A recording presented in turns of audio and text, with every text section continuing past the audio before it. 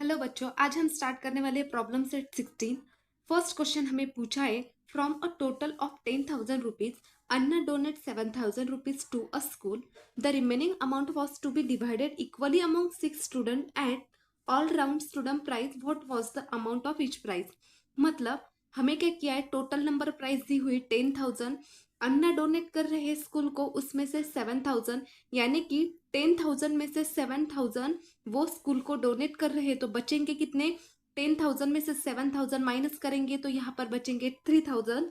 जो 3,000 बचते हैं, तो उन्होंने बोला है कि जो remaining amount was to be divided equally among 6 student. मतलब जो 3,000 यहाँ पर बचे हुए हैं, वो क्या करने, हमें 6 स्टूडेंट में डिवाइड करने हैं। या तो क्या करना पड़ेगा हमें, जो हमारा रिमेनिंग आएगा, यानी कि जो हमारा 3,000 रिमेनिंग आया था, उसमें उसको क्या करना पड़ेगा, हमें 6 से क्या करना पड़ेगा, उसको डिवाइड करना पड़ेगा। जब हम उसको 6 से डिवाइड करेंगे तब हमें क्या मिलेगा यहाँ पर, ईच प्राइस ऑफ स्टूडेंट। तो सबसे पहले क्या करते हैं हम, जो गिवन में हमें यहाँ पर शो किया है, जो गिवन में हमने यहाँ पर दिया है, वो हम पहले लिख लेते हैं। तो यहाँ पर गिवन में हमें दिया है टोटल अमाउंट।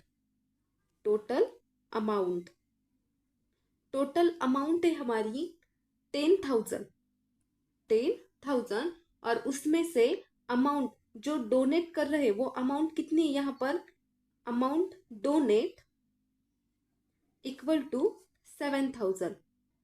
Amount donate 7,000। अब हमें क्या बोला है कि जो रिमेनिंग यहाँ पर बचता है, जो रिमेनिंग प्राइस यहाँ पर बचती है, उसमें वो क्या करनी, हमें 6 स्टूडेंट में डिवाइड करनी। अब रिमेनिंग करने के लिए हमें क्या करना पड़ेगा, 10,000 में से 7,000 क्या करना पड़ेगा, यहाँ पर माइनस करना पड़ेगा। तो remaining amount is equal to, यहाँ पर लिखेंगे remaining amount equal to 10,000 minus 7,000। अब 10,000 में से 7,000 हम यहाँ पर माइनस करेंगे तो यहाँ पर कितने अमाउंट बचेगी, 3,000 अमाउंट यहाँ पर बचेगी। अब हमें क्या बोला है कि जो अमाउंट यहाँ पर बचती है, वो क्या करनी, हमें 6 स्टूडेंट को इक्वली पार्ट में डिवाइड करनी है। अब हमें डिवाइड करने के लिए क्या करना पड़ेगा, यहाँ पर जो यहाँ पर 3,000 यहाँ पर बचता है, वो 3,000 क्या करना पड़ेगा, हमें यहाँ पर 6 स्टूडेंट में बांटना पड़ेगा, यानी कि इसको क्या करना पड़ेगा, हमें डिवाइड करना पड़ेगा। तो हम यहाँ पर लिखेंगे amount of each prize. Amount of each prize. तो क्या करना पड़ेगा हमें, यहाँ पर 3,000 जो हमारा रिमेनिंग आया था, उसमें से हमें 6 में क्या करना पड़ेगा, डिवाइड करना पड़ेगा। 6 इसलिए लिया है हमने क्योंकि यहाँ पर हमें बोला है, यहाँ पर देखिए क्वेश्चन में हमें बोला है कि 6 student at an round student prize, यानी कि 6 स्टूडेंट में क्या करनी है, अमाउंट हमें क्या करनी है, यहाँ पर डिवाइड करनी है। तो मैं यहाँ पर ये क्वेश्चन सॉल्व कर लेती हूँ। तो यहाँ पर देखिए 3,000 डिवाइडेड 6। अब यहाँ पर देखिए 6 5 सा होता है 30, तो 30 में से 30 गया तो यहाँ पर बचता है 0। अगर यहाँ पर हम 2 0 लेंगे तो ऊपर भी हमें क्या करने पड़ेंगे, यहाँ पर 2 0 देने पड़ेंगे। तो अमाउंट ऑफ ईच प्राइस हमारी कितनी आई, 500। और वही क्या किया था, हमें यहाँ पर पूछा था। तो हम यहाँ पर क्या लिखेंगे, देयरफॉर अमाउंट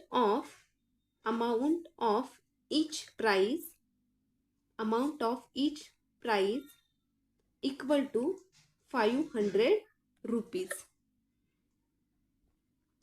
क्वेश्चन नंबर 2 देखिए बच्चों, an amount of 260 rupees each was collected from 50 student for a picnic. If 11,450 rupees were spend for the picnic, what is the amount left over. मतलब यहाँ पर हमें पूछा है कि 260 रुपीज यहाँ पर बच्चे क्या कर रहे हैं, कलेक्ट कर रहे हैं। कितने बच्चे हैं, 50 स्टूडेंट है। एक स्टूडेंट कितने रुपीज पे कर रहा है पिकनिक के लिए, 260 rupees for a picnic. If 11,450 rupees were spend मतलब क्या होता है, खर्चा। यानी कि वो क्या बोल रहे हैं कि 50 स्टूडेंट है, 50 स्टूडेंट में से एक स्टूडेंट की फीस कितनी है, 260 रुपीज है। तो वहां पर बोला है कि ये जो बच्चे यहाँ पर फीस कलेक्ट कर रहे हैं, उसमें से 11,450 रुपीज वहां पर पिकनिक में खर्चा हो रहा है। तो ये इतना सारा खर्चा हो रहा है, तो बच कितना रहा है, लेफ्ट ओवर मतलब क्या बोला है, लेफ्ट ओवर मतलब बच कितना जाता है। तो यहाँ पर सबसे पहले हम यहाँ पर लिख लेते हैं कि यहाँ पर हमें गिवन में क्या दिया है। तो यहाँ पर देखिए total amount collected, total amount collected, total amount कितनी कलेक्टेड की थी उन्होंने, अब यहाँ पर देते 260 रुपीज एक ने की थी और बच्चे कितने थे, 50 स्टूडेंट थे। तो हमें क्या करना पड़ेगा 260 इंटू 50। अब 260 इंटू 50 कितना आता है 13,000, कितना आता है 13,000। अगर आपको इस तरह से नहीं आता है तो आप क्या करोगे, यहाँ पर मैं यहाँ पर थोड़ा साइड पे आपको कर देती हूँ। यहाँ पर आप करोगे 260 इंटू 50। अब 50 जीरो सा जीरो और 5 6 होता है 30, 30 को हम लिखेंगे 0 और 5 2 सा 10 और ये 3, यानी कि ये कितना हुआ 13,000। इस तरह से नहीं आता है तो आप इस तरह से भी कर सकते हैं। तो ये आ गए हमारी कलेक्टेड अमाउंट। अब यहाँ पर देखिए खर्चा कितना किया था उन्होंने, यहाँ पर खर्चा दिया था amount spent for the picnic equal to 11,450। अब यहाँ पर देखिए बच्चों, यहाँ पर कंफ्यूज मत होना। अब यहाँ पर या लेफ्ट ओवर बोला है और दी कितनी हमें इतनी दी थी। अब यहाँ पर देखिए amount left over, amount left over मतलब क्या कि पिकनिक में जो खर्चा हुआ था उसमें से कितना बचा ये यहाँ पर है। तो हमें क्या करना पड़ेगा 11 में से ये जो 13,000 हमारा आया है, 13,000 में से क्या करना पड़ेगा, ये 11,450 क्या करना पड़ेगा, हमें माइनस करना पड़ेगा। तो ये माइनस किया तो हमें यहाँ पर कितनी वैल्यू मिलेगी, यहाँ पर हमें मिलेगी 1,550। तो कितना बचा है हमारा 1,550। तो यहाँ पर हम लास्ट में क्या लिखेंगे, the amount therefore the amount left over was rupees 1,550। Question number 3 देखिए बच्चों, a shopkeeper bought a sack of 50 kg of sugar for 1,750 rupees as the price of sugar fell. He had to sell it at the rate of 32 rupees per kilo. How much less money did he get than he had spent? मतलब हमें क्या पूछा है कि यहाँ पर जो sugar की प्राइस है वो कितनी, शुगर मतलब क्या होता है चीनी, चीनी की प्राइस यहाँ पर कितनी दी हुई हमें 1,750 रुपीज और कितनी शुगर वो ले रहा है 50 kg यानी कि 50 किलोग्राम और 1 किलोग्राम की प्राइस कितनी दी उन्होंने 32 रुपीज। तो हमें पूछा है कि how much less money did he get than he had spend, मतलब हमें पूछा है कि वो जो शॉपकीपर है उसको लेस अमाउंट कितनी मिली। तो हमें क्या करना पड़ेगा, हम पहले क्या करेंगे, यहाँ पर जो गिवन में यहाँ पर दिया है हमें वो हम पहले लिख लेंगे। तो गिवन में हमें दिया है पहले cost price of sugar, cost price of sugar कितनी दी है 1,750 एंड सेलिंग प्राइस मतलब selling price of sugar, selling price मतलब जो वो बिक रहा है वो कितने को बिक रहा है, 1 किलो 32 को। तो हमें क्या करना पड़ेगा 32 को 50 से क्या करना पड़ेगा, यहाँ पर मल्टीप्लाई करना पड़ेगा। 50 से क्यों करना पड़ेगा, क्योंकि यहाँ पर दिया है उन्होंने कि 50 किलोग्राम वो क्या कर रहा है, बिक रहा है और 1 kg कितने कितने रेट का है, 32 रेट का है। तो 32 इंटू 50 करेंगे तो यहाँ पर हमें मिलेगा 1,600। तो यहाँ पर देखिए कॉस्ट प्राइस मिले हमें 1,750 and selling price of sugar मिली हमें 1,600। तो अब हमें क्या करना पड़ेगा, ही गॉट मनी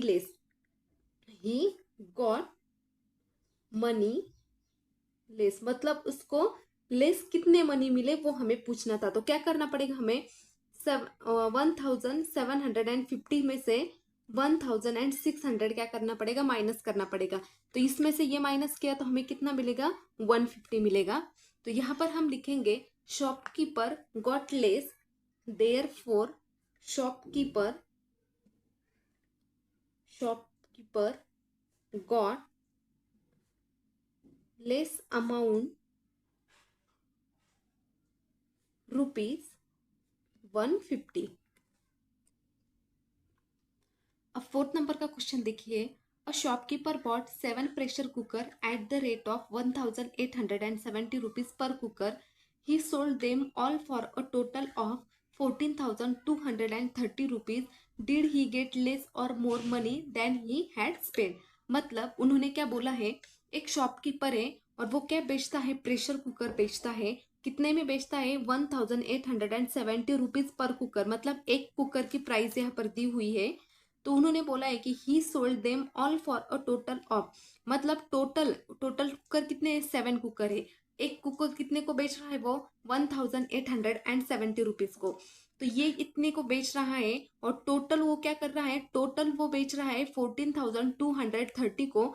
तो उन्होंने बोला है कि जब वो इतने में बेच रहा है तो उसको क्या हुआ है, उसको जो प्राइस मिल रही है यहाँ पर, जो उसकी यहाँ पर रिमेनिंग प्राइस मिल रही है वो लेस है या मोर है, वो हमें क्या किया यहाँ पर पूछा है. तो सबसे पहले क्या करेंगे, हम यहाँ पर गिवन लिख लेते हैं. तो गिवन में क्या दिया है, cost price of cooker, cost price of cooker.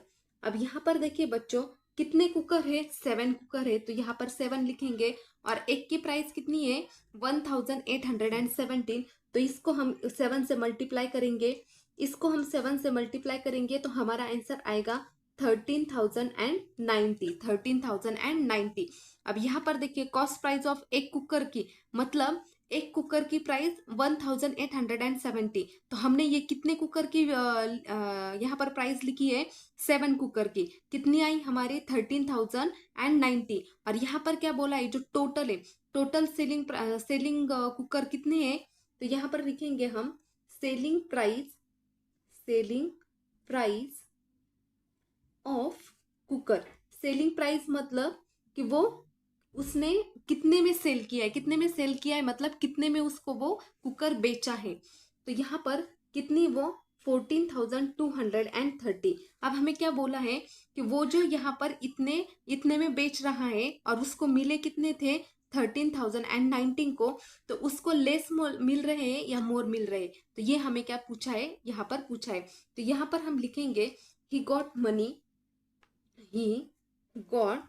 money equal to 14,230 minus 13,090. इसमें से ये वैल्यू हम माइनस करेंगे तो हमें यहाँ पर मिलेगा 1,140. अब यहाँ पर देखिए बच्चों, यहाँ पर कितनी प्राइस मिली हमें, तो कितनी प्राइस मिली उसको, 1,140. तो यहाँ पर हम लिखेंगे therefore he got 1,140 rupees more than he spent.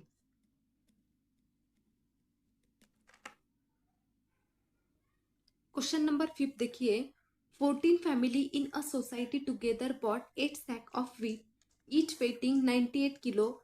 If they share all the wheat equally, what was the share of each family? मतलब कितनी फैमिली यहाँ पर दी हुई हमें, 14 फैमिली.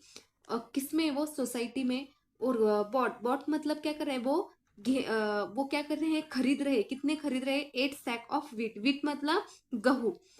Each waiting 98 kilo. एक का जो वेट है, वेट मतलब वजन, वेट मतलब क्या होता है, वजन, वो कितना है, 98 किलो है. तो if they share all the wheat equally, what was the share of each family.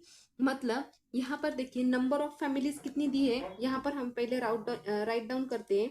Number of families equal to 14 family दी हुई है. Total weight of wheat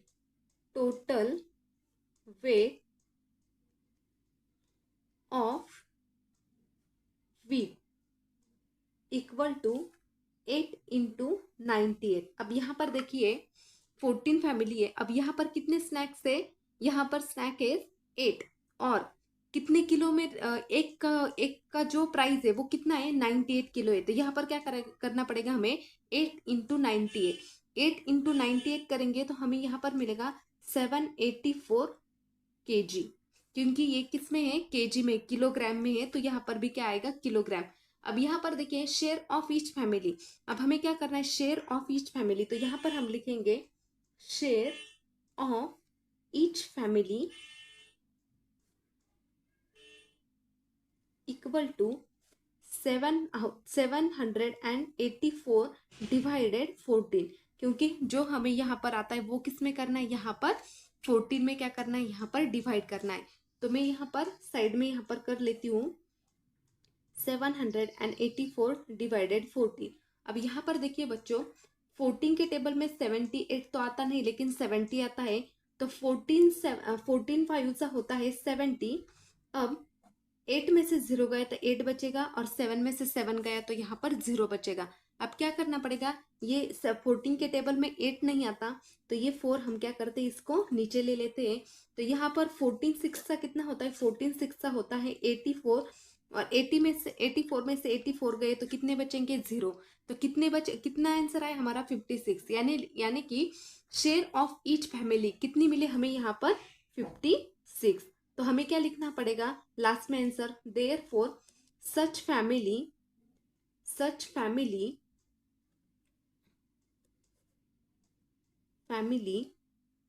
got 56 kg wheat। अब लास्ट क्वेश्चन देखिए बच्चों, the capacity of an overhead water tank is 3000 litre. There are 16 family living in this building. If each family uses 225 liters every day, will the tank fill to capacity be enough for all the families? If not, what will be daily shortfall be? अब यहाँ पर देखिए बच्चों क्या बोला है कि कितनी फैमिली, यहाँ पर 16 फैमिली एक बिल्डिंग में क्या करती है, यहाँ पर रह रही है। तो वहां पर टैंक कितना है, वहां पर एक टैंक जो वहां पर ऊपर लगाया है वो कितना है, 3000 लीटर का है, और फैमिलीज कितनी है, 16 फैमिलीज। तो एक जो फैमिली है वो एक फैमिली कितना यूज कर रही है हर डे, 225 लीटर। तो what will the tank fill capacity not for all the families, मतलब 225 लीटर एक फैमिली रोज क्या कर रही है, हर रोज यहाँ पर क्या कर रही है, यूज कर रही है, यानी कि वाटर का क्या कर रहे हैं, वो यूज कर रहे हैं, यानी कि वाटर क्या हो रहा है, खाली हो रहा है। तो उन्होंने पूछा है कि 3000 लीटर पूरा टोटल लीटर पानी है, तो उसमें से 16 फैमिलीज है, तो वो जो वहां पर जो कैपेसिटी है टैंक की कैपेसिटी, मतलब जो 3000 में से कितनी 16 फैमिली हर रोज कितना यूज कर रहे हैं, वो हमें क्या करना है, यहाँ पर बताना है। तो सबसे पहले हम यहाँ पर लिखेंगे capacity of water tank equal to 3000 litre. ऊपर जो टैंक है, जो हमारे यहाँ पर जो ऊपर टैंक रहती है वो कितनी है, यहाँ पर 3000 लीटर की। और daily usages of water, daily कितना यूज कर रहे हैं वो, daily usages of water equal to 16 into 225। क्यों, क्योंकि 16 फैमिलीज है और एक फैमिली कितना यूज कर रही है, 225। तो हमें क्या करना पड़ेगा, 16 इंटू 225 करना पड़ेगा, तो वो कितना आएगा हमारा 3600 लीटर। अब यहाँ पर डेली शॉर्टफॉल, अब यहाँ पर देखिए डेली शॉर्टफॉल मतलब क्या बच्चों, शॉर्टफॉल मतलब कि टैंक कितना खाली हो रहा है उसको बोलते हैं शॉर्टफॉल। तो क्या करना पड़ेगा, 3600 में से क्या करना पड़ेगा, 3000 यहाँ पर क्या करना पड़ेगा, माइनस करना पड़ेगा। तो कितना आता है वो 3600 में से 3000 माइनस हो गए तो कितने बचेंगे, 600 लीटर, यानी कि शॉर्टफॉल कितना हो रहा है, 600। तो यहाँ पर लिखना पड़ेगा therefore 600 litre water will the daily